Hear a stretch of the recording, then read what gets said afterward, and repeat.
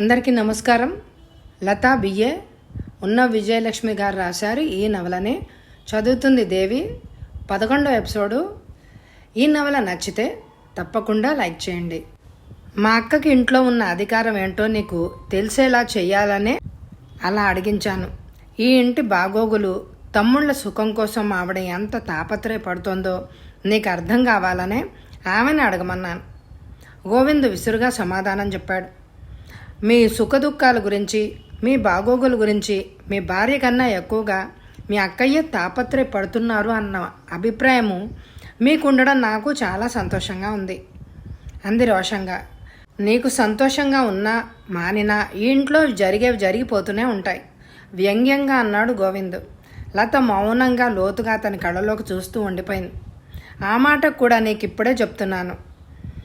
నీ తెలివితేటలతోనూ చాకచక్యంతోనూ ఇంటి పద్ధతుల్లో ఏదో మార్పు తీసుకురావాలని, మనుషులనే మరమ్మత్తు చేయాలని అనుకుంటున్నావు.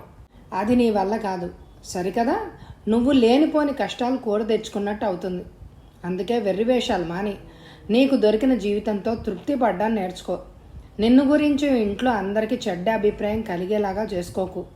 ఇప్పటికే నిన్ను గురించిన ఫిర్యాదులతో నేను తలెత్తుకొని తిరగలేకపోతున్నాను. కట్టుకున్న మొగుడిని గౌరవించాలి అనే వివేకం ఏమైనా నీకుంటే ఇంక ముందు నుంచి అయినా కాస్త బుద్ధిగా మసులుకో. లతకి కూడా మాట్లాడాలి అని అనిపించలేదు. భర్తని భార్య గౌరవించాలని తెలుసు, కానీ ఈ పెద్ద మనిషికి భర్త భార్యని ప్రేమగా చూడాలి, ఆమె మర్యాద తన మర్యాద, ఆమె అవమానం తన అవమానం అన్న విషయం మాత్రం తెలియదులా ఉంది. లేకపోతే ఇప్పుడు తాను నా పట్ల చూపిస్తున్న ప్రేమ, ఆదరణ ఇవే చాలా ఎక్కువ అనుకుంటున్నాడేమో అని అనుకుంది. భార్య మౌనం గోవింద్కి భరించలేనిదిగా ఉంది. ఎన్ని సంవత్సరాల నుంచి కాపడం చేస్తూ కూడా తమ చెప్పు కింద తేలుపిల్లలాగా నొక్కిపెట్టి ఉంచారు తన అన్నయ్యలు భార్యలని. తన కర్మగాలి తనకి ఇలాంటి మొండి గ్రహం దొరికింది. దాన్ని నొక్కి ఉంచడం తన చేత కావడం లేదు. తన మాట వింటున్నట్లే ఉంటుంది, అందరితో కలిసిమెలిసి ఉన్నట్టే ఉంటుంది. కానీ అంతలోనే ఏదో పూనకం వచ్చిన దానిలాగా ఉపన్యాసం ఇవ్వడం మొదలుపెడుతుంది. ఇదంతా తన అసమర్థతే అన్నట్టు అన్నయ్యలు, అమ్మ, అక్క అందరూ తనను చూసి నవ్వుకుంటూ ఉంటే తన తల కొట్టేసినట్టుగా ఉంది. మాట్లాడవే చిరగ్గా అన్నాడు. దేని గురించి తిక్కగానే అడిగింది. అదే డబ్బు విషయం. రేపు ఆ కాగితాల మీద సంతకం పెట్టివ్వు అధికారపూర్వకంగా అన్నాడు. రేపేలా వీలవుతుంది? మీకు డబ్బు అక్కర్లేదన్నారు కదా అని మా నాన్నగారు నా పేర 2 సంవత్సరాలకి ఫిక్స్డ్ డిపాజిట్లో వేసేశారు. ఇంకా 6 నెలల పైనే పడుతుంది అది మెచ్యూర్ కావడానికి నిర్లిప్తంగా అంది లత. మీ నాన్నకు అసలు బుద్ధి లేదు. అల్లుడు వద్దున్నాడు కదా అని అంతా కూతురికే కట్టబెట్టాడు అంటూ విసుగ్గా, నిస్సహాయంగా, రోషంగా నిట్టూర్చాడు. క్షమించండి, నాన్నగారు ఈ దౌర్భాగ్యురాల్ని కని ముద్దుగా పెంచి మర్యాదగా ఒక అయ్య కాళ్ళు కడిగి కన్యాదానం చేసిన నేరానికి మీతో ఇంత మాట అనిపించుకోవాల్సి వచ్చింది అని అనుకుంది లత, తండ్రిని తలుచుకుని చెమర్చిన కళ్ళు భర్త చూడకుండా ఒత్తుకుంటూ. సంక్రాంతి పండగ 15 రోజులుంది. ఈ పండగకైనా కూతుర్ని పంపిస్తారో లేదో అని దిగులు పడుతూనే వాసుదేవరావు గారు, దుర్గమ్మ, కేశవ్కి ఉత్తరాలు రాశారు. ఆవాళ్ళ కాస్త తలనొప్పిగా ఉందని, పైగా సెలవు తీసుకోకపోయినా ఆ లీవు ల్యాప్స్ అయిపోతుందని గోవింద్ ఆవేళ సెలవు పెట్టి ఇంట్లోనే ఉన్నాడు. సుందరి బజారుకి వెళ్ళింది. మధ్యాహ్నం వచ్చిన ఉత్తరం గోవిందే విప్పి తల్లికి చదివి వినిపించాడు.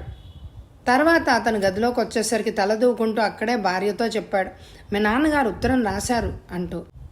ఈ పండగకైనా తప్పకుండా వెళ్తాను అనాలనుకున్న లత గబుక్కున ఆ మాటలు మింగేసింది. వెళ్ళనా అని అడిగింది. నాకు వీలవుతుందో కాదో నువ్వు వెళ్ళిరా అన్నాడు గోవిందు. ఏ కళనున్నాడు.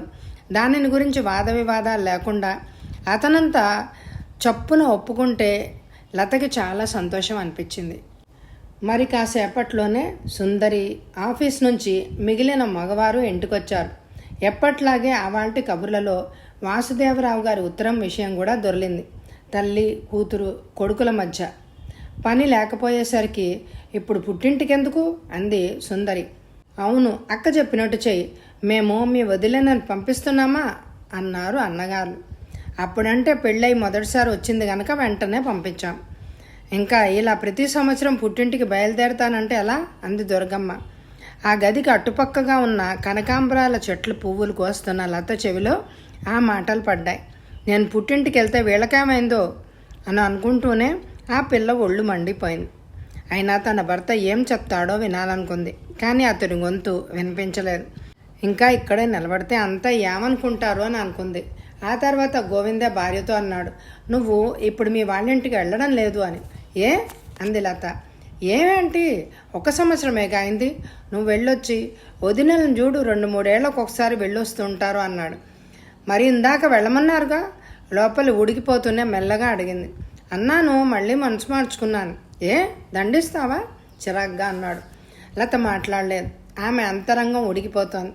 భర్త తనని పుట్టింటికి వెళ్ళొద్దు అన్నందుకు కాదు, మరెవరో చెప్పినది విని అతను ఆ నిర్ణయానికి వచ్చినందుకు. అంతకన్నా భయంకరమైన నిజం ఆమె గుండెల్ని పిండేస్తోంది. అతను తల్లి వాళ్ళు మాట్లాడుకున్న మాటలు భార్య విందని అతనికి తెలియదు. అది అతని సొంత ఆలోచనే అన్నట్టు భార్యను నమ్మించాలని చూశాడు. అంటే తన వాళ్ళ మీద ఎలాంటి నింద పడడం ఇష్టం లేని వాళ్ళ, వారిని ఇంకొకరు చులకనగా చూసే అవకాశం ఇవ్వడం ఇష్టం లేని వాళ్ళ పేరు పైకి రావడం లేదు. అంటే చివరికి వాళ్ళు అతను అంతా ఒకటే, భార్య మాత్రమే పరాయిది. కాబట్టే వాళ్ళ మాట చెల్లించడం కోసం, వాళ్ళ సలహా తీసుకోవడం కోసం కట్టుకున్న భార్య మనసు నొప్పించడానికైనా అతను వెనుదీయలేదు. 3 రోజులు గడిచాయి. 4వ రోజు మధ్యాహ్నం తల్లి దగ్గర నుండి లతకి ఉత్తరం వచ్చింది. నిన్ను ఈ పండక్కి కూడా పంపడానికి వీల్లేదని మీ బావగారు ఉత్తరం రాశారు. మాకందరికీ నిన్ను చూడాలని, నువ్వు వచ్చి ఏడాది అయిపోయింది కదా. మేము ఇలా ఉత్తరం రాస్తే పంపించడానికి వాళ్ళకి ఏమైనా అభ్యంతరంగా ఉండేటట్టయితే అన్నయ్యని పంపిస్తాం. వాడొచ్చి స్వయంగా అందరినీ పండగకి ఆహ్వానించి నిన్ను వెంటబెట్టుకొని వస్తాడు. అక్కడి పరిస్థితి వ్రాయి. ఇది ఆ ఉత్తరం సారాంశం. అన్నయ్య స్వయంగా వచ్చి అడిగితే పంపిస్తారేమోనన్న ఆశాభావం ఒక్క క్షణం లత ముఖంలో తారట్లాడింది. అలా మెత్తబడే రకాలు కావివి. అయినా అన్నయ్యనైనా కంటితో చూసుకోవచ్చు అని అనుకుంటున్న లత మనసు ఒక అవ్యక్తమైన భయంతో బిగిసిపోయింది. అన్నయ్య ఇక్కడికి వచ్చి 1 రోజు కూడా కాదు, 1 గంటన్నా సరే ఇక్కడ తాను బ్రతుకుతున్న బ్రతుకే ఉంటో పసిగట్టేస్తాడు. వాడెదురుగా వీళ్ళు నన్ను ఏమైనా అన్నారంటే నేను ఎందులైనా పడి చావాలి కానీ ఈ మొహంతో ఆ ఇంటి గడప తొక్కలేను. నా వాళ్ళని చూడలేను. నా అధ్వాన్న బ్రతుకు, నేను పొందుతున్న నిరాదరణ నా వాళ్ళకెవ్వరికి తెలియకూడదు అనుకుంటూ తాను సంవత్సరాది పండక్కి తప్పకుండా వస్తానని, ఈలోగా ఎవ్వరిని రావద్దని తల్లికి ఉత్తరం రాసేసింది. తన బ్రతికేంటో తన వాళ్ళకి తెలిసిపోతుందని లత అంత జాగ్రత్త పడింది. కానీ ఆసరికే ఇక్కడ విషయాలు ఆ నోట ఏ నోట వాసుదేవరావు గారి వాళ్ళకి తెలిసాయి. వాళ్ళు భయపడుతున్నట్టుగానే ఈసారి పండక్కి కూడా పంపించమనేసారు అమ్మాయిని. ఒకసారి నేను వెళ్ళి చూసొస్తానండి అంది రాధమ్మ. మరో 3 నెలలు ఓపిక పట్టు. ఉగాది పండక్కి అమ్మాయి ఎలాగా వస్తానని రాసిందిగా, ఎవ్వరినీ రావద్దని అదే రాసింది కూడా అన్నాడు వాసుదేవరావు. కూతురు అలా ఎందుకు రాసిందో అని ఆలోచిస్తూ. అయినా తాము వెళ్ళి మాత్రం చేయగలిగింది ఏముంది, కొన్ని కుటుంబాలు అంతే అని అనుకున్నారు. ఈ విషయంలో అల్లుడి విషయంలో తాము మోసపోయినందుకు మాత్రం వాళ్ళకి చాలా బాధగా ఉంది. ఉగాది పండక్కి లత వచ్చింది, గోవిందరావు రాలేదు. తాము విన్న విషయాలన్నీ నిజమేనా అని అడగడం మొదలుపెట్టారు రాధమ్మ వాళ్ళు. లతకి ఏం చెప్పాలో తోచలేదు. అదంతా అబద్ధమని చెప్పడానికి ఇంకా గుట్టుగా ఉంచడానికి మనస్కరించలేదు. నిజమే అని చెప్తే అక్కడ తాను ఎంత పరాధీన బ్రతుకు గడుపుతోందో వీళ్ళకి తెలిసిపోయి ఇక్కడ అందరికీ చులకనైపోతానే అనే భయం. అన్నిటికీ గాను మౌనంగా ఉండిపోయింది. ఆ మౌనం అర్థం చేసుకోలేనంత అమాయకులు కాదు వాళ్ళు. 10 రోజులు ఉంచుకొని పంపించమని బావగారు రాశారుగా, మనం పంపించొద్దు, అతన్నే రమ్మని రాద్దాం. ఇక్కడికి వచ్చాక బాగా చివాట్లు పెట్టి ఇక నుండి బుద్ధిగా ఉంటాను అని అతని దగ్గర నుంచి మాట తీసుకుని అప్పుడు పంపిద్దాం చల్లాయని అన్నాడు లతా వాళ్ళ అన్నయ్య. మాట ఇవ్వడానికే ఎన్నైనా ఇస్తాడు, దానిని నిలుపుకుంటారు అనే గ్యారంటీ ఏంటి అన్నారు వాసుదేవరావు గారు. అసలు ఆ ఇంటి వాతావరణమే అలాంటిది, అక్కడుంటే అమ్మాయికి సుఖం ఉండదు అంది రాధమ్మ అందరూ చెప్పిన దాన్ని బట్టి ఆ ఇంటి పరిస్థితిని అర్థం చేసుకోవడానికి ప్రయత్నిస్తూ. అది కాదురా అబ్బాయి, అల్లుడిని వస్తాను రమ్మని రాయ్, అతడొచ్చాక మనం విన్న విషయాలన్నీ చెప్దాం. నువ్వు వేరే కాపురం పెట్టేటట్టు అయితేనే అమ్మాయిని పంపిస్తావని చెప్దాం అంది ముసలమ్మ గారు. మనం అలా అంటే బాగుంటుందమ్మా. రేపు మన అబ్బాయిని పెళ్ళై కోడళ్ళు కాపురానికి వచ్చాక వాళ్ళు ఇదే మాట అంటే మనకెంత కష్టంగా ఉంటుంది అన్నారు వాసుదేవరావు గారు. బాగుంది, మనం వాళ్ళలా ఎందుకు చేస్తాం, అంతా కలిసి సంతోషంగా ఉండాలి అని అనుకునేవారు. కోడళ్ళని అభిమానంగా చూసుకోవాలి అని మళ్ళీ ముసలమ్మ గారు అంటూ ఉంటే, పర్వాలేదు, నన్ను వెళ్ళనివ్వండి, చూస్తాను, నా ప్రయత్నం నేను చేస్తాను, నా గురించి ఎలాంటి బెంగ పెట్టుకోవద్దు అని లత ప్రయాణమై అత్తారింటికి వచ్చేసింది. ఆవాళ్ళ గోవింద్ తీసుకొచ్చిన వార్త ఇంటిల్లిపాదికి ఆనందాన్ని కలిగించింది. అతనికి ఆఫీస్లో ప్రమోషన్ దొరికింది. అతను ఆఫీస్ నుంచి ఇంటికి వస్తూనే తల్లికి అన్నగారులకి ఆ శుభవార్త అందజేశాడు. అక్కడి నుంచి అంచెలంచెలుగా అది కోడళ్ల దాకా చేరింది. ఇదంతా నీ అదృష్టమే చెల్లాయి అన్నారు తోటి కోడళ్ళు ఆనందంగా ముక్త కంఠంతో. ఏం అదృష్టమో, ఆయనకి ఎన్ని ప్రమోషన్లు వచ్చినా ఎంత డబ్బు వచ్చినా నా పరిస్థితి మెరుగవదు కదా అందే నిర్లిప్తంగా లత. అదేంటి చెల్లాయి, నీకు సంతోషం లేదా అన్నారు వాళ్ళు విస్మయంగా. అదోలా నవ్వింది లత. ఈ ఇంట్లో నా పరిస్థితి ఏమిటో నాకు అర్థం కావడం లేదు. నేను వారి అర్ధాంగినని, వారి కష్టంలో సుఖంలో భాగం పంచుకునే అధికారం నాకు ఉందని, ముఖ్యంగా వారి హృదయంలోంచి పొంగే అనురాగానికి నేనే హక్కుదారునని, అలాంటి ఊహలు నాకేం రావడం లేదు. యంత్రం లాంటి జీవితం గడుపుతూ పని మనిషిలాగా ఇంట్లో చాకరీ చేసుకొని బ్రతికే మనకి, మన మగవారికి పెద్ద ఉద్యోగం వచ్చిందని సంతోషించే అర్హత ఎక్కడుంటుంది చెప్పండి.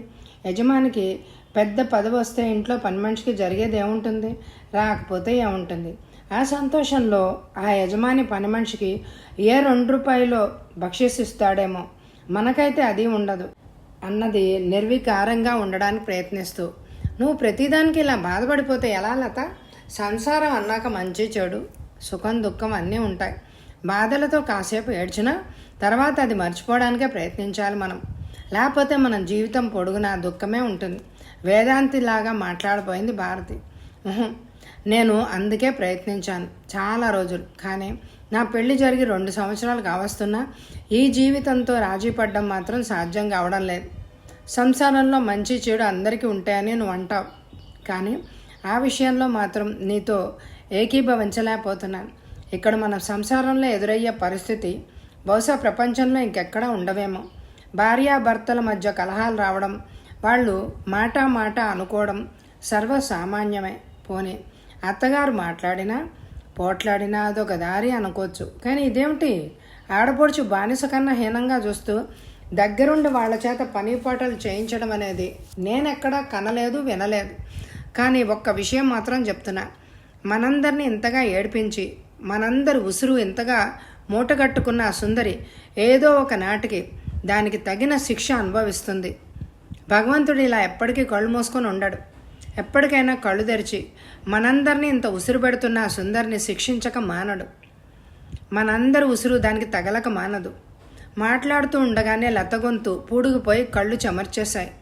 ఇంత సున్నితమైన మనసు గల నిన్ను ఇంటి కోడలుగా చేయడానికి ఆ భగవంతుడికి చేతులు ఎలా వచ్చాయో నాకు అర్థం కావడం లేదు. ఎప్పటికైనా మరిదిగారిలో మార్పు రావడమో లేక ఈ ఊరి నుంచి ట్రాన్స్ఫర్ అయ్యి మీరిద్దరూ దూరంగా వెళ్ళిపోవడమో జరిగితే కానీ నీకు శాంతి దొరకదేమో అని అనిపిస్తోంది అంది మాధురి జాలిగా లత వంక చూస్తూ. విషాదంగా నవ్వింది లత. వారిలో మార్పు వస్తుందనే ఆశ మొదట నాకు ఉండేది, కానీ ఇప్పుడు అది కూడా పోయింది.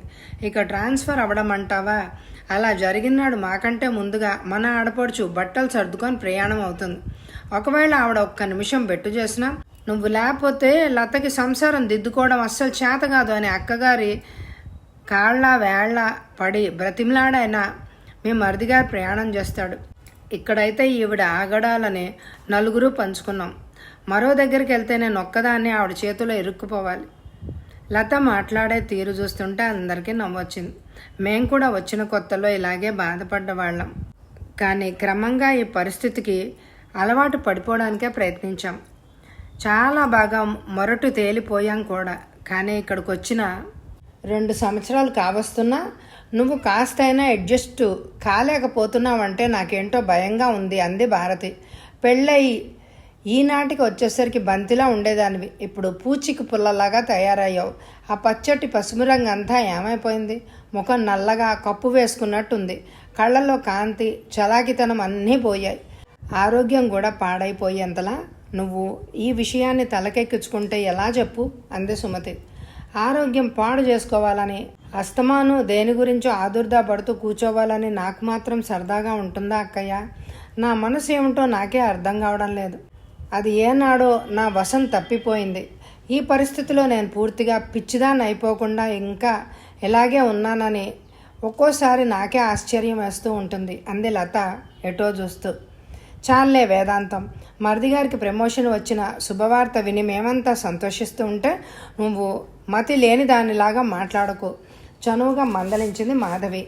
నాకు మతి పోలేదేమిటా అని నేను అనుకుంటుంటే నువ్వేంటక్కయ్యా మతి లేని దానిలా మాట్లాడుతున్నానని అంటూ నవ్వింది లత. ఆ తర్వాత ఏమవుతుంది, వాళ్ళకేమన్నా ట్రాన్స్ఫర్ వస్తుందా, ఆ సుందరి వెళ్ళనిస్తుందా, ఇవన్నీ తెలియాలంటే వచ్చే ఎపిసోడ్లో కలుసుకుందాం. ఈ ఎపిసోడ్ ఎలా ఉందో కామెంట్ ద్వారా తెలియజేయండి. ఎక్కువ లైకులు కూడా ఇవ్వండి. అలాగే ప్లేలిస్టులు కూడా ఓపెన్ చేసి వినండి. Thank you very much my dear friends.